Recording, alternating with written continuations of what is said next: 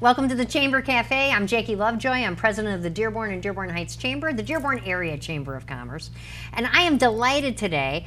Our Chamber Choice Awards have just passed us by on March 31st. And with me today is our Business Leader of the Year, nominated by many people, voted on by committee, Mr. Jim Thorpe. Thanks for joining us today. Thanks, it's good to be here. No, it's a delight to be here. And I have to, full disclosure, Jim has been a chamber member since 2001. He was our board chair back in 2010. And actually, you thought, not just you, but the board at the time, we really thought about blending the two chambers and bringing big business and small business together. Right. Do you want to talk a little bit about the merger and how all that happened? Well, there was discussion about it maybe a year or two before I became the chairman of the Chamber of Commerce. We were just in the process of moving into our new location at the Bryant Library, and it just made sense to me that if the purpose of the chambers is to increase business, that we should be expanding. We were also in a time where there was many different groups looking to expand, so it made sense for the two communities to join together for that. I mean, really, that's a great thing because Dearborn Heights is a beautiful bedroom community with different corridors of shopping and light industry and things like that. And to marry that with corporate America, that makes us a very unusual chamber. Right. And for most of the people in Dearborn, when they're looking for local businesses, they're not necessarily looking for the large automotive companies and things like that. They want to know who's a plumber I can trust, who's a florist that I can go to in a pinch. Those are the types of things they need. Those are the types of businesses that are all over Dearborn Heights. And that's why we love them. That's why we're here. Yeah. That's great. That's great.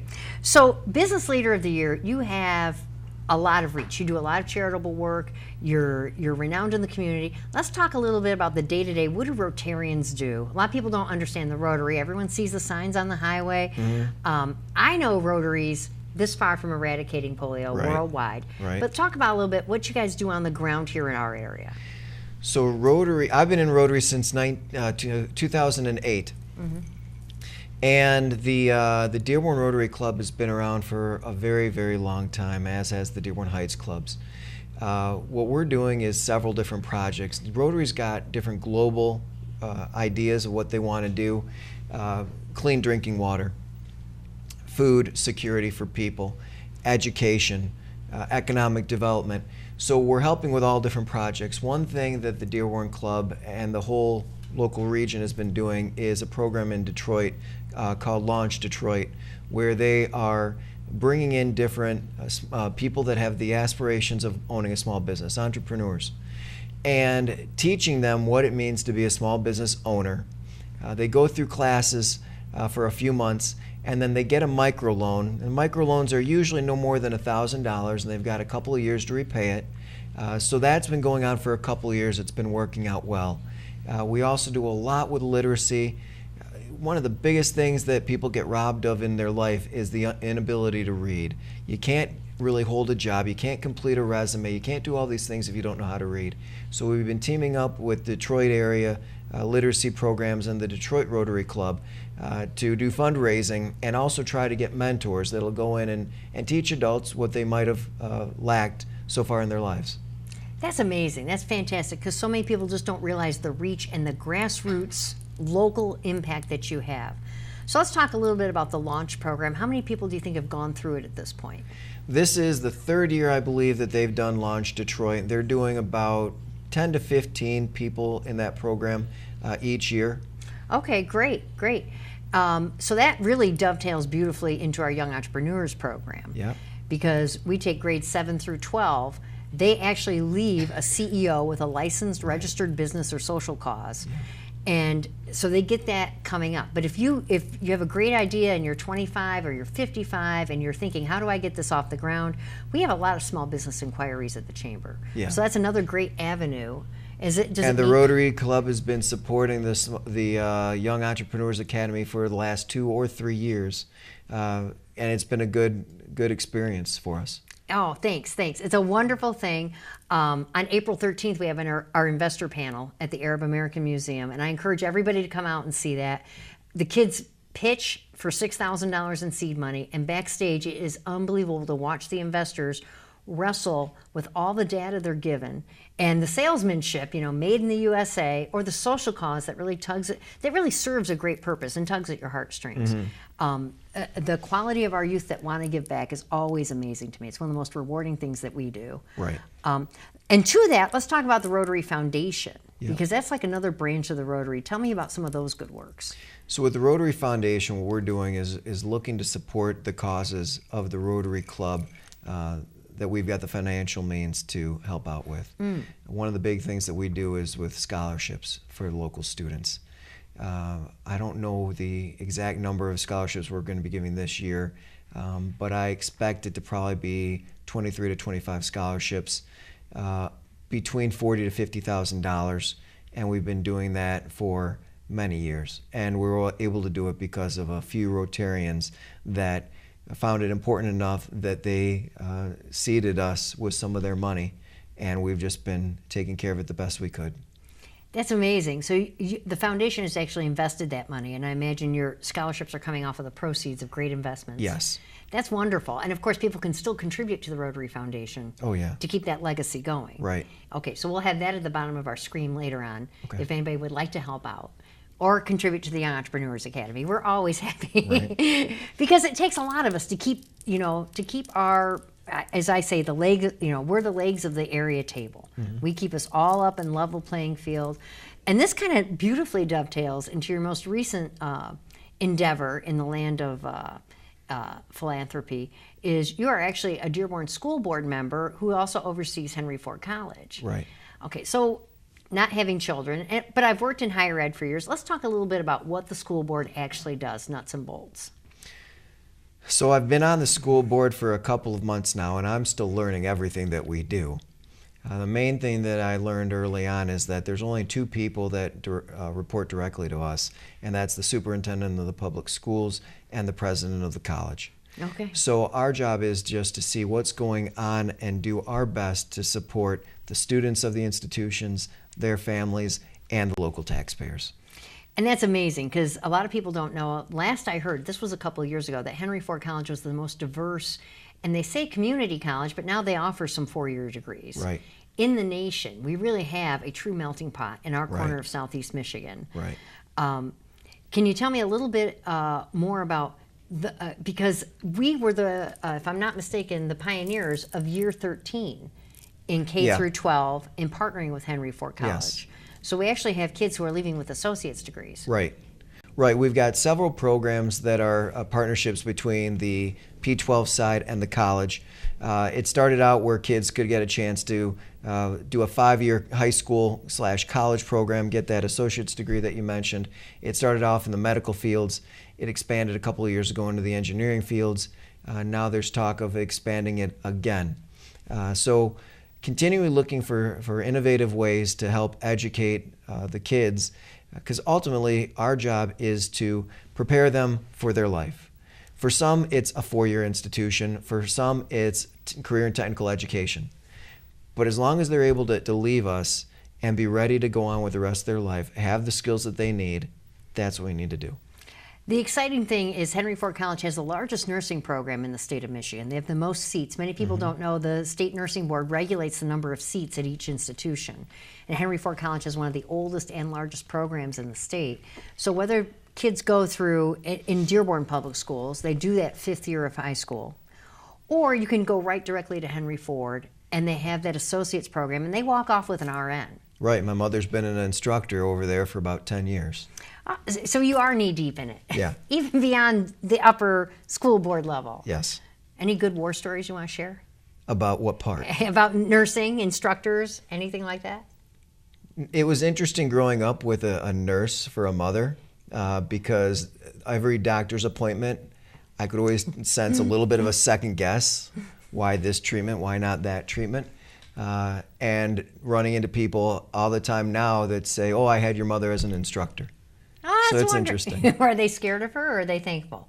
It's one of those situations that when Mrs. you're Thorpe, no offense. when you're going through this, Jackie, if you remember back to some of your best teachers might have been the hardest ones. That seems to be the feeling that I get. I remember Mrs. Gutow at Lakeview High School. Yeah. she always said the question, people would ask what's on the test, and she says, what's the question you don't want to answer? That's what's on the test. Right. So that served me all these years later. Yeah. That's great. Let's talk a little bit about finance tips.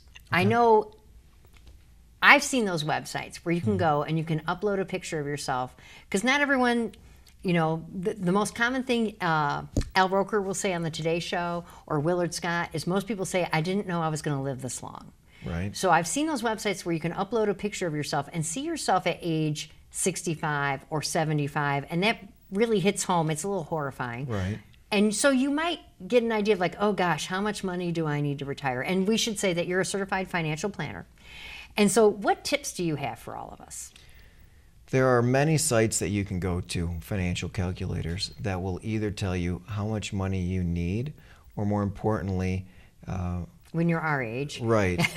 Or like what you're saying or let's look at life expectancy, because an analogy we use is, if you're going to climb Mount Everest, you better know how you're getting back off of Mount Everest. And that's what it is with retirement, is that you reach this peak and all of a sudden you retire. Well, you need to know, what are you going to do with your free time?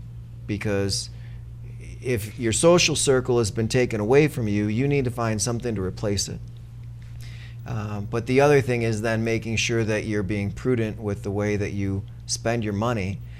Do you have a pension? Do you have Social Security? Do you have some other income sources? And figure out how much you can afford to live on to support the lifestyle that you want to do. I had a friend in another old job when I was in pharmaceuticals, and the financial planner who came in for that company said, I want you to think about everything you spend from Friday night until Monday morning. Okay, so now you're retired. Can you maintain that level of spending 7 days a week? Mm-hmm. Or do you want to? Or do you want to replace it with golf or tennis or an RV and vacations? I mean, skiing. Well, people always say that they've got expenses, and I can talk to them, and I can't reduce it. I can't change it. Well, I remember when I became a parent, all of a sudden I had daycare costs, and I had to pay for diapers, and I had to pay for all these things I never had to pay for before. Somehow, the money made it. The income hadn't really changed, but all of a sudden I was able to afford a child that before I never knew that I was going to be able to afford. So it's the same thing with retirement, is that you really learn what is necessary and what is more of a want than the need. What's a great painless way that we can save? Easy little things that you can do is, if you're in a retirement plan through an employer, increase your contribution by 1%. 1%, you're not going to feel it. You do that, maybe 6 months later, you increase it by 1% again. You keep doing that long enough, you start to max out what you're doing there. If you get a raise, or if you get a bonus, or we're at tax season right now, if you get a refund, if you've never lived with it before, why do you need to spend it all of a sudden as soon as you get it? So do those little things. The way I like to think of it is, you can do 3 things with your money. You can spend it, you can save it, you can pay down your debt. I don't necessarily like the spending it part. I like the saving, I like paying down debt, because those 2 things are going to help you long term. I had a girlfriend once when we were working, and again, it sounds like I'm 1,000 years old. We were in publishing together, and she always said, we save and we give ourselves a small reward every time we save, and we get excited every time we see the bank book go up. Right. So that was a nice tip to me, Right. But but I value a great haircut too. Right. there's my splurge. But it's not always easy, because how far off is this goal for you? If you're 5-10 years from retirement, you're seeing it really close. But Mm-hmm. I'm also talking to people in their early 20s. And it's easy for me to tell them, you need to save for something 30 years down the road, but realistically, let's be honest, it's not that easy for them to do. It's easier to save for a car, for a trip. So what we always are looking for is An the engagement immediate gratification. ring, yeah. What do we need to be saving for right now? Let's develop the skills and the habits of saving, and then we can use it for different items. Exactly. I think the other thing that a lot of people realize, you talked about social circle, is keeping that as lively as your finances, because that's going to contribute to your longevity. We've all heard the horror stories, the person who worked their entire life, they retired, Right. and a month later something happened. Right. So to stay connected socially, that keeps everybody happy. The other thing to think about is, what if, whoops, you are surprised and you live 20 or 30 years beyond your retirement age. That's great, but again, you want to have enough autonomy that you're not relying on other people or services. And it's something that I will joke with my clients about, that if you can tell me when you're going to be gone, my job becomes a lot easier. But I don't know that, so I've got to make all these plans for it. And I've had discussions with many people that are saying, well, I've got a buyout offer, or I think I'm close to retirement, and I just say, well, all right, well, what are you going to do? Because if you haven't figured out what you're going to do in retirement, you're not going to make it. Lee Iacocca, a very, very famous person, very successful person, said it himself, he failed retirement because he did not have a plan. Exactly. You got to, whether it's a hobby, I said this at the college level when I worked at Davenport, you need your children, your charities, your faith, whatever keeps you going, what are you going to fund moving forward? That's what your education fuels. Right. It's the vehicle that takes you to your future. So no matter what your thing is, to translate that over into retirement, you know, are you going to have more time for charities? Are you going to have more time for your garden? Right. Are you going to be able, you know, my thrill right now would be to paint a closet. But you have to have something to look forward to. You've got to have that list made up of these are the things I'm going to do. This is how I'm going to fill my time. What I also see is a lot of people when they retire feel that they're busier once they've retired than they ever were when they were working. My mom doesn't have time to dust her house. Right. I'm like, Mom, take a room a day. And we were having this conversation just on Saturday. And she says, well, it's Saturday. It's my day off. I said, I've got bad news. Every day's your day off right now. You're living the life of Riley. I don't know what that's like. I don't have a day off. There's always something going on. That's right. That's right. Let's talk about, so you've been a part of the Chamber Board. You're a part of our merger with Dearborn Heights, really enhancing the whole economic feeling of our area. This corner of Southeast Michigan weathered the recession so much better than other parts of Michigan and the nation. Let's talk a little bit about what you get out of the chamber, because you still come to events. I still see you at things. You still see, tell the average Joe what they see. Tell my husband what we do. How about that? What you can't do as a chamber member is join and expect that business is just going to increase because you've got the sticker on the door. It is networking at its root. You've got to be out there meeting people. They have to become familiar with you, what you do. They have to trust you. I run into it all the time as a financial advisor. It's a little bit different than the florist. If the florist messes up your flowers once, you can go back. It's not a life changer. With financial planning and retirement planning investments, it's a little bit different. So you get to know people and get to trust people and see what they're really like. So that's one of the biggest things that I've benefited from with the Chamber of Commerce, is just getting to know people. Because also, I'm a consumer. I need to have my roof replaced occasionally. I need a place to service the car when something goes wrong. I need to know people that I can trust, that I can put my faith into. I'm going to put that on YouTube and have that as a digital clip on anything I can put it on. That's wonderful. Thank you. Jim, do you have any questions for us? What's coming up at the Chamber? Anything, any burning desires that you'd like to know about? I know there's an incredibly huge event that's coming up in the middle of June. The 13th? It is the 13th. And I have to tell you, I have chambers all across the nation, because I go to chamber education, who reach out to me and they are amazed at what we do. And it's called the Taste of Dearborn. Right.